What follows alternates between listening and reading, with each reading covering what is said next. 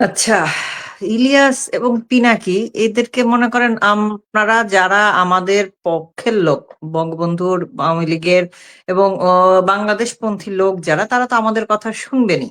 কিন্তু আপনারা অপোজিশনের কথা কেন শোনেন না? আমরা কিন্তু শুনি। এই যে বললেন ইলিয়াস বা পিনাকি, আমরা কিন্তু শুনি। শোনার পরে বোঝার চেষ্টা করি সে আসলে কোন অ্যাঙ্গেল থেকে বা কি ন্যারেটিভে বলতেছে। আমি একটু থামাচ্ছি ইন্দ্রা। অনেকেই কমেন্ট করতেছে একটা ব্যাপার যে একটু আগে পিনাকি ধাওয়া খেয়েছে কোনো একটা জায়গায়, হ্যাঁ। হ্যাঁ, ও মাঝ ফ্রান্সে সেটা আমি বলতাম। আপনি আপনি মিস করছেন, আমি মাত্র ফ্রান্সের কমেন্ট ধাওয়া করে খাইছে। আমাদের যুবলীগ ছাত্রলীগের লোকজন গিয়ে তাকে ঠাপ দিয়ে বাপের নাম ভুলাইতে চাইছিল, বাট তাকে পায় নাই। সে এখন সেও পলাতক। আপনি যে ইলিয়াসের কথা বলতেছেন, আমি অবাক হচ্ছিলাম যে আপনি 3 ইঞ্চির কথা কেন বলতেছেন না, যে যেটা বলতেছিলাম যে আপনারা যারা ইলিয়াস এবং পিনাকির ভক্ত, আমি যে বুঝি না কি পরিমাণ ব্রেইন নিয়ে এদের ভক্ত মানুষ হয়। সেজন্য বলতেছিলাম যে আমরা কিন্তু শুধু আমাদের পক্ষে যারা কথা বলেন তাদের কথা শুনি না, যারা আমাদের বিপক্ষে কথা বলেন, লজিক্যাল ইলজিক্যাল সব কথাই আমরা শুনি, প্রত্যেকের কথা আমরা শুনি, শুনে বোঝার চেষ্টা করি। মানে সে মানে যে ফরিদ ভাই যেটা বললেন যে আদর্শ না থাকলে কখনো রাজনীতিতে সাস্টেইন করা যায় না। ওদের আদর্শটা কি আসলে, ওরা কোন আদর্শ স্ট্যাবলিশ করতে যাচ্ছে, তাদের অতীত আদর্শ কি, সবটাই আমরা বোঝার চেষ্টা করি, যেটা আপনারা করেন না। আপনারা কি করেন, শুধু নিজের পক্ষে যতটুকু যায়, যে নিজের পক্ষে বলে তারটাই শোনেন, কিন্তু শুনতে হয় সবারটাই। তাহলে বোঝা যায় যে বাংলাদেশে কি পরিমাণ জাউরা চোদার পয়দা হইছে, কি পরিমাণ ফলন হইছে। ওর ইলিয়াস এবং পিনাকির পেজে বা চ্যানেলে গেলেই আপনারা দেখতে পারবেন, জয় ইলিয়াসের জয়, জয় পিনাকির জয়, এই টাইপের যেসব কথাবার্তা ওরা বলে। তো এটা আপনাদের তার চ্যানেলে গিয়ে দেখা উচিত যে এই লোকগুলো কে ওরা নাচাইতেছে কি হিসাবে। আজকে ইলিয়াস বলতেছে বিজয় দিবস, বালের বিজয় দিবস সে মানে না। এখানে কিছু মানুষ প্রতিবাদ করতেছে, হ হ হ হ। এদের কিছু মানুষকে দেখবেন প্রতিবাদ করতেছে, আবার কিছু মানুষকে দেখবেন এই তালে তাল মিলাইতেছে, তারা এটাতে খুবই হ্যাপি। একই সাথে আবার তারা বাংলাদেশী হিসেবে নানান জায়গায় সম্মানও চায়। বুঝতে পারতেছেন এদের যে এই যে মানে কোনো আদর্শ নাই, মানে আদর্শ নাই বলে এরা নিজের অস্তিত্বকে অস্বীকার করে। সরি, দাওয়াতে আসছি তো হেভি খানা দানা হয়েছে, খালি ডেকুর আসতেছে। যেটা বলতেছিলাম যে ইলিয়াসকে আমরা শুনি, আমরা দেখি, কিন্তু তাকে আমরা আদর্শ হিসেবে মানি না, ফলোও করি না। ইনফ্যাক্ট আমি তার সরাসরি কিছু দেখি না, কারণ আমি তাকে ওই আমার একটা ভিউ দিয়ে তাকে আমি আরো রিচ পাওয়া দেই না। আমি অন্যদের ভায়া হয়ে তাকে দেখি, অন্য কোথাও যদি তার ভিডিও আপলোড হয় আমি সেখান থেকে দেখি, তার চ্যানেল থেকে আমি দেখি না। পিনাকিকে আমি তার এখান থেকে দেখি না। তাকে আমি এই রিচটুকু দিতে চাই না, এবং কোনো দিন আমি ওদের কিছুতে রিয়েক্ট করি না। ইনফ্যাক্ট অ্যাংরি রিয়েক্ট দেই না। কেন দেই না? কারণ আমি তার এখানে রিয়েক্ট করা মানে হচ্ছে আমারকে যারা ফলো করে, আমার পক্ষের বিপক্ষের যেই ফলো করে না কেন, তাদের নিউজ ফিডে পিনাকি ইলিয়াসের কন্টেন্ট গুলা পৌঁছায় দাও, আমি করি না। কিন্তু আমি দেখলাম 5ই আগস্টের পরে আমার চেনা জানা প্রচুর ফ্যান বের হয়ে গেছে আমার আশেপাশে, যারা পিনাকি এবং ইলিয়াসের ফ্যান। তারা এতদিন শেখ হাসিনার ভয়ে ওইসব পোস্টে রিয়েক্ট দিতে পারে না, যেসব পোস্টে বলা হয় বালের বিজয় দিবস, আমাদের বীরাঙ্গনাদের নিয়ে কুমন্তব্য করা হয়, তাদের কাছে সেগুলো খুব ভালো লাগে। কিন্তু একই সাথে তারা আবার বাংলাদেশী হিসেবেও সম্মান চায়, বাংলাদেশী হিসেবে নিজেদেরকে অ্যাড্রেস করে, প্রাউড ফিল করে। আমি আসলে বুঝি না এরা কি খায়, গু খায়? গু খাইলেও তো এই বুদ্ধি আসার কথা না মাথায়।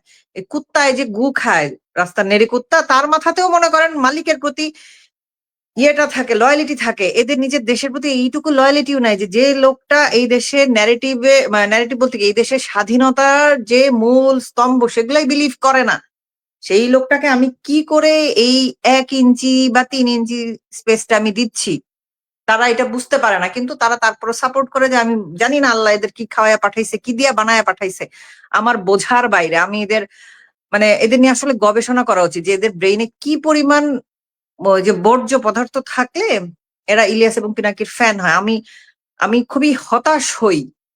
আমাদের কথা শোনেন না, সেটা ডিফারেন্ট ইস্যু, আমাদের সাথে মতের মিলবে না, সেটা totally different issue. But Pinaki বা ইলিয়াস যা বলে সেইটা আপনারা খুব মাইনা নেন, এবং একই সাথে আবার হিন্দুদেরকে বাংলাদেশ ছাড়তে বলেন পিনাকির মুরিদ হয়ে আপনারা। মানে আমি এটা আসলে বুঝি না, আমার কাছে খুবই হাস্যকর।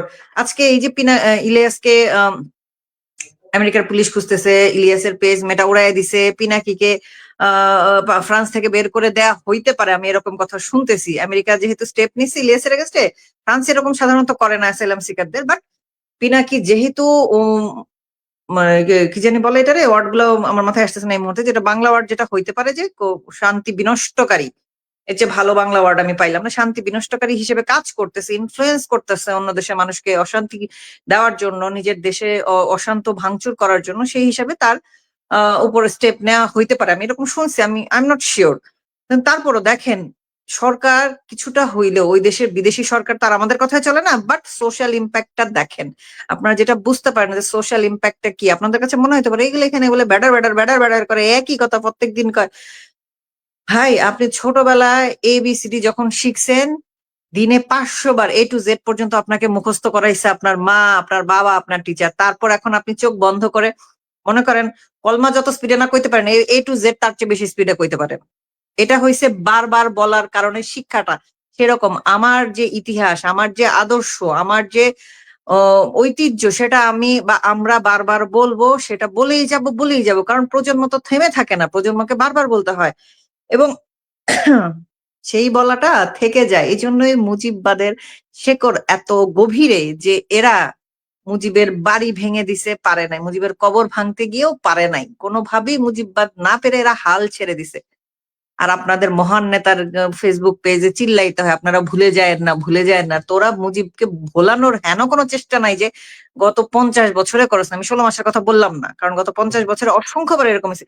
ইলিয়াসের পেজে ডালিমকে আনছে, ডালিমকে এনে যে কি জানি কি জানি শেখ শেখ কামালের নামে যে ব্যাংক ডাকাতির যে রিউমার, সেইটা ফেক ডালিম হোক রিয়েল ডালিম হোক, নিজের মুখে স্বীকার করে গেছে শেখ কামাল এরকম কিছু করে নাই। তারপর তোদের বিলিভ হয়েছে। অথচ দেখ, আওয়ামী লীগ 50 বছর ধরে বলে গেছে যে প্রধানমন্ত্রী এক কথায় কোটি কোটি মানুষ মুক্তিযুদ্ধে ঝাঁপায় পড়ছে, তার ছেলে নাকি ব্যাংক ডাকাতি করে টাকা কামাই করতে হবে।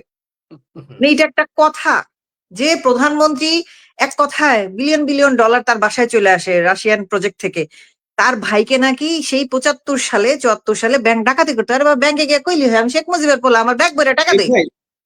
সরি ফরিদ ভাই, একটু একটা বালিশ নিয়ে নেবেন প্লিজ। হ্যাঁ, যেটা না বলতেছিলাম, এই বাঙালি জাতি এই গুজব গুলা খাইছে এবং সেই গুজব গুলা ডিবাঙ্ক করছে। কিছু গুজব দেখেন, আমরা যখন বলি সেগুলো ডিবাঙ্ক কিন্তু করা যায় না। আমরা হাজার বার চিল্লায় চিল্লায় একটা প্রজন্ম রীতিমতো মরেই গেছে।